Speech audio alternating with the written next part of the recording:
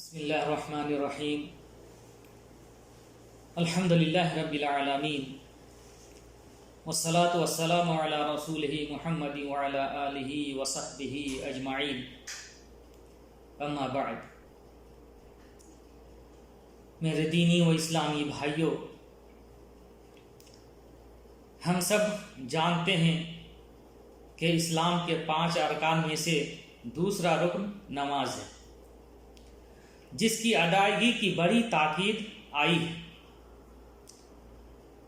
اور حدیث پاک میں اللہ کے رسول صلی اللہ علیہ وسلم نے یہ بھی فرمایا، اول ما یحاسب به العبد یوم القیامہ الصلاۃ فإن صلحت صلح سائر عمله وإن فسدت فسد سائر عمله، یعنی قیامت کے دن بندے سے سب سے پہلے نماز کا حساب لیا جائے گا۔ اگر نماز درست نکلی تو باقی تمام اعمال بھی درست نکلیں گے، اور اگر نماز فاسد نکلی تو باقی تمام اعمال بھی فاسد نکلیں گے۔ میرے بھائیوں، ہم لوگ جماعت کے ساتھ نماز پڑھتے ہوئے بھی بسا اوقات بعض غلطیاں کر جاتے ہیں، مثلا امام سے سبقت کر جانا، کبھی رکن کی ادائیگی میں امام سے بہت پیچھے رہ جانا وغیرہ۔ اس طرح کی غلطیاں ہم لوگوں سے کبھی کبھی ہو جاتی ہیں۔ بہرحال اس سلسلے میں عضو ہیئت کبار علماء استاد الدکتور فضیلت الشیخ سامی بن محمد السقیر سے نور علی الدرب کے پروگرام میں ایک فتویٰ پوچھا گیا تھا کہ نماز میں امام سے سبقت کرنے کا کیا حکم ہے، تو انہوں نے حمد و صلوات کے بعد اللہ کے رسول صلی اللہ علیہ وسلم کی ایک حدیث پڑھ کر اس فتویٰ کا جواب دیا تھا۔ اسی فتویٰ کو آج ہم لوگ اردو ترجمہ کے ذریعے سمجھیں گے انشاءاللہ۔ شیخ نے جو حدیث پڑھی تھی وہ یہ تھی، قال رسول اللہ صلی اللہ علیہ وسلم انما جعل الامام لیؤتم بہ فلا تختلفوا علیہ فاذا کبر فکبروا ولا تکبروا حتى یکبر واذا رکع فارکعوا ولا ترکعوا حتى یرکع الی آخر الحدیث۔ اس کے بعد شیخ نے بیان فرمایا کہ نبی صلی اللہ علیہ وسلم نے اس حدیث میں بیان فرمایا کہ مقتدی پر ضروری ہے کہ وہ اپنے امام کی مطابقت کرے اور اپنے امام کے ساتھ مقتدی کے 4 حالات ہوتے ہیں۔ پہلا مسابقہ، دوسرا الموافقہ، تیسرا التخلف، چوتھا المتابعہ۔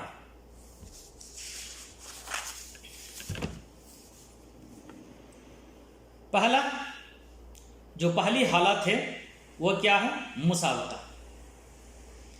تو جہاں تک مسابقہ کی بات ہے، یعنی سبقت کی بات ہے، تو یہ کبھی افعال میں ہوتا ہے اور کبھی اقوال میں۔ مسابقہ اگر اقوال میں ہوتا ہے تو اس سے نماز میں کوئی فرق نہیں پڑتا، سوائے 2 چیزوں کے۔ پہلا تکبیر تحریمہ، دوسرا تسلیم، یعنی جو 2 چیزیں ہیں وہ ہے، ان میں سے پہلی چیز ہے تکبیر تحریمہ، دوسری چیز ہے تسلیم یعنی سلام پھیرنا۔ اگر مقتدی امام سے پہلے تکبیر تحریمہ کہتا ہے تو اس کی نماز نہیں ہوگی۔ اسی طرح اگر مقتدی امام سے پہلے تسلیم یعنی سلام پھیر دیتا ہے تو اس کی نماز نہیں ہوگی۔ بلکہ اس کو امام کے ساتھ نماز میں لوٹنا پڑے گا اور پھر امام کی مطابقت کرتے ہوئے اس کے بعد سلام پھیرنا پڑے گا۔ ان دو چیزوں یعنی تکبیر تحریمہ اور تسلیم کے علاوہ کسی اور چیز میں مسابقہ فی الاقوال ہوتا ہے تو اس سے نماز متاثر نہیں ہوگی، نماز میں کوئی فرق نہیں پڑے گا۔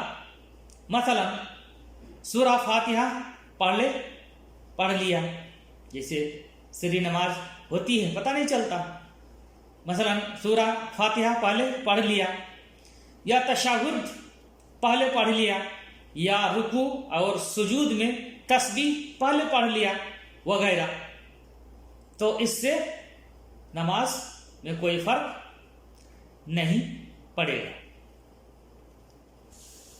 مسابقہ اگر افعال میں ہوتا ہے، مسابقہ کی جیسے دو صورتیں بتائیں، مسابقہ فی الاقوال اور مسابقہ فی الافعال، تو مسابقہ فی الاقوال کی بات ہو گئی۔ دوسری صورت ہے مسابقہ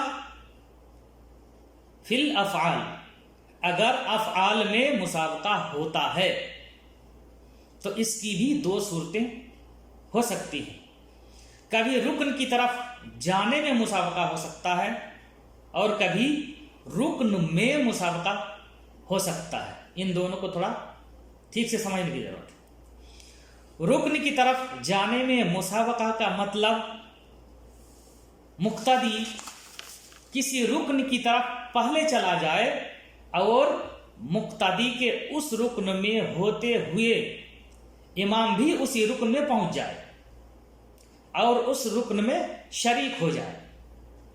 مثلا مقتدی امام سے پہلے رکوع میں پہنچ گیا اور وہ ابھی رکوع میں ہے ہی کہ امام بھی اس رکوع میں پہنچ گیا اور دونوں اس رکوع میں شریک ہو گئے۔ دوسری صورت رکن میں مسابقہ کا مطلب رکن میں مسابقہ کا مطلب یہ ہے کہ مقتدی کسی رکن کی طرف پہلے چلا جائے اور امام کے اس رکن میں پہنچنے سے پہلے مقتدی اس رکن سے فارغ ہو جائے۔ مثلا ایک مقتدی امام سے پہلے رکوع میں چلا گیا اور وہ رکوع پورا کر کے کھڑا ہو گیا، تب امام اس رکوع میں پہنچا، تو ان دونوں صورتوں میں اگر جان بوجھ کر اور قصداً مقتدی نے ایسا کیا ہے تو اس کی نماز باطل ہو جائے گی، اور اگر نسیان اور بھول سے ایسا ہو گیا ہے تو مقتدی واپس آ کر امام کے ساتھ اسی رکن میں شریک ہو جائے گا اور اس رکن میں امام کی مطابقت کرے گا، اس طرح اس کی نماز صحیح ہو جائے گی۔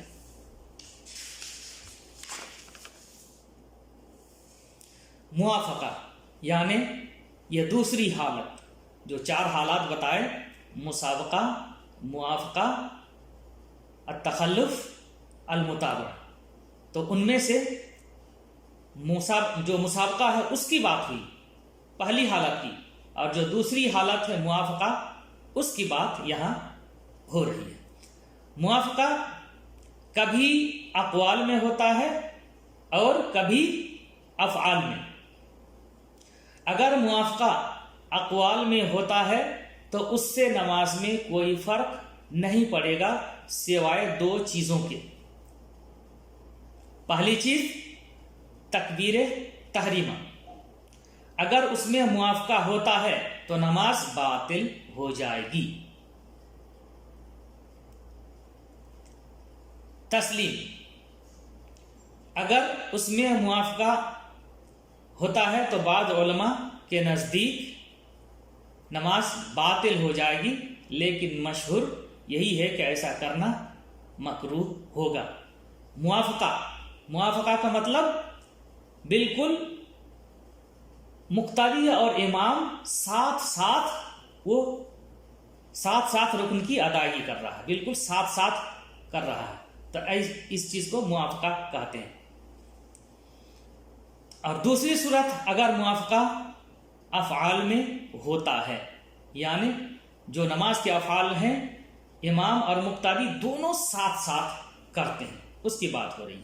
अगर मुआफ़क़ा अफ़आल में होता है, मसलन मुक्तादी इमाम के साथ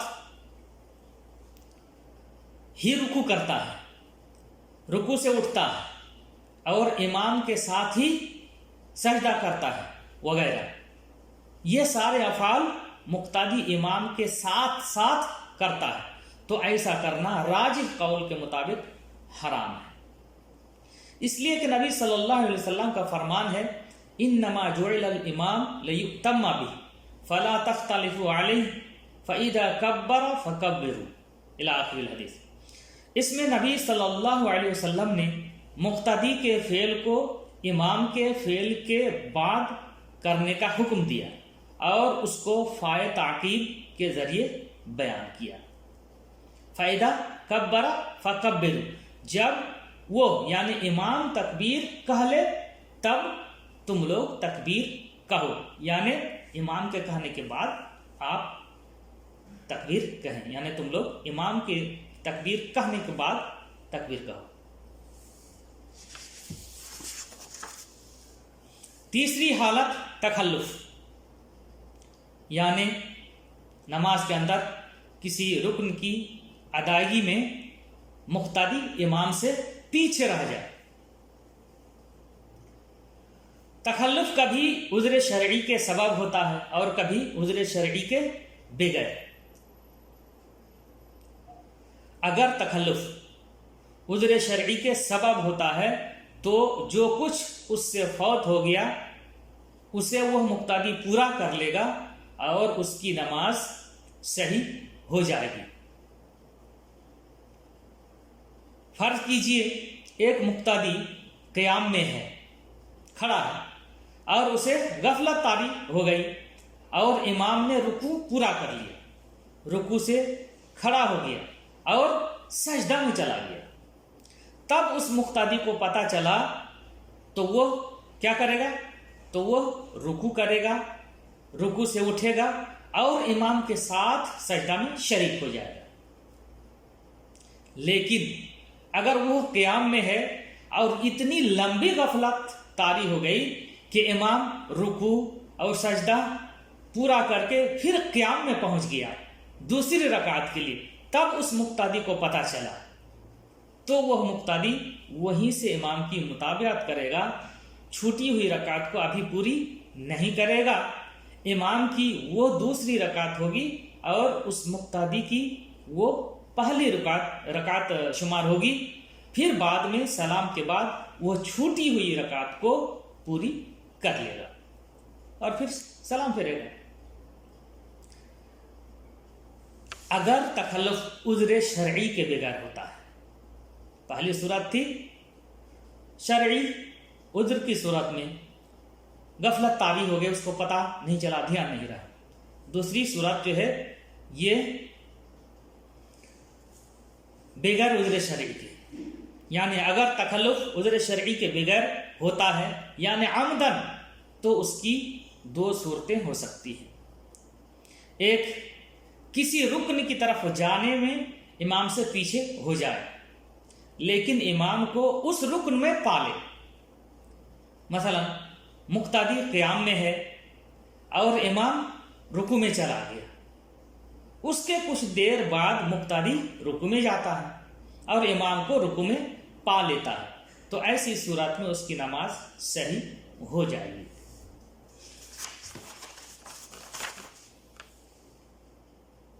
दूसरी सूरत, किसी रुकन में इमाम से इतना पीछे रह जाए कि इमाम उस रुकन से फारिग हो चुका है। मसलन मुक्तदी क़याम में है और इमाम रुकू में चला जाए और रुकू से फारिग भी हो जाए, या मुक्तदी रुकू में है और इमाम رکوع سے اٹھ جائے اور سجدہ میں جا کر سجدہ سے فارغ بھی ہو جائے تو ایسی صورت میں مقتدی کی نماز باطل ہو جائے گی، کیونکہ اس نے عمدن اور جان بوجھ کر ایسا کیا ہے۔ چوتھی حالت متابعہ، یعنی امام کی متابعت کرنا۔ اس کا مطلب یہ ہے کہ مقتدی نماز کے افعال کو شروع کرے اور امام کے شروع کرنے کے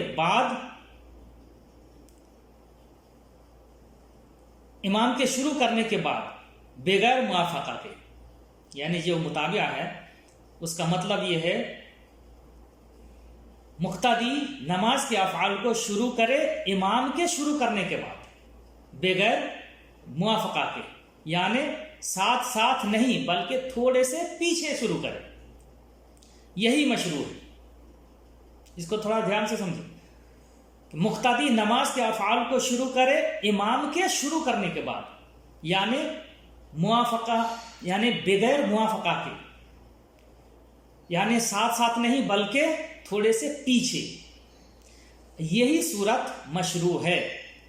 اس لیے کہ نبی صلی اللہ علیہ وسلم نے فرمایا انما جعل الامام لیؤتم بہ فلا تختلفوا علیہ فاذا کبر فکبروا ولا تکبروا حتی یکبر الی آخر الحدیث، کہ امام اس لیے بنایا گیا ہے تاکہ ان کی متابعت کی جائے، فلا تختلفوا علیہ، تو تم لوگ ان سے اختلاف نہ کرو، فاذا کبر، جب وہ تکبیر کہے، فکبروا، تو تم لوگ تکبیر کہو، ولا تکبروا حتی یکبر، اور تم لوگ تکبیر مت کہو یہاں تک کہ وہ یعنی امام تکبیر کہہ لے۔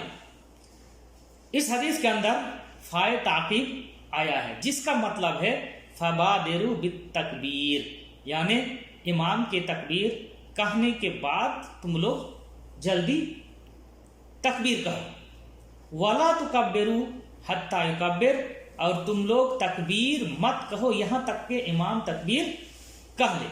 تو حدیث کا یہ ٹکڑا ولا تکبروا حتی یکبر امام سے سبقت کی ممانعت پر دلالت کرتا ہے، یعنی کسی چیز میں امام سے سبقت نہیں کرنا ہے، امام سے پہلے کسی رکن کی ادائیگی نہیں کرنا ہے۔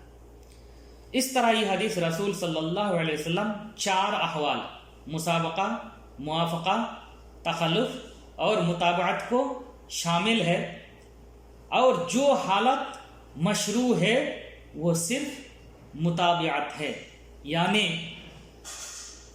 جو ان 4 حالات میں جو صحیح ہے وہ صرف اور صرف متابعت ہے، ایک ہی صورت صحیح ہے، باقی 3 صورتیں جو مسابقہ ہے یعنی امام سے پہلے کوئی رکن ادا کرنا، موافقہ امام کے ساتھ ساتھ کوئی رکن ادا کرنا، تخلف امام سے رکن کی ادائیگی کرنے میں بہت پیچھے رہ جانا، یہ تینوں صورتیں صحیح نہیں ہے، یہ تینوں حالات صحیح نہیں ہے۔ ایک ہی حالت جو صحیح ہے وہ متابعت ہے، اور یہی صورت مشروع ہے۔ اللہ تبارک تعالیٰ سے دعا ہے کہ اللہ تبارک تعالیٰ نماز کے مسائل کو اچھی طریقے سے سمجھنے کی توفیق عطا فرمائے، اور اللہ تبارک تعالیٰ خطا اور نسیان سے نماز کے اندر ہم لوگوں کو محفوظ رکھے، اور اللہ تبارک تعالیٰ ہم لوگوں کو سنت رسول کی مطابق نماز کی ادائیگی کرنے کی توفیق عطا فرمائے۔ اللہ تبارک تعالیٰ ہم لوگوں کے تمام اعمال کو قبول فرمائے، جب تک زندہ رکھے، صحیح ایمان اور صحیح عقیدے پر قائم رکھے، اور جب بھی اللہ رب العزت ہمارا خاتمہ فرمائے تو خاتمہ بالخیر فرمائے۔ وصلی اللہ علی نبینا محمد وعلی آلہ وصحبہ اجمعین، وجزاکم اللہ خیرا۔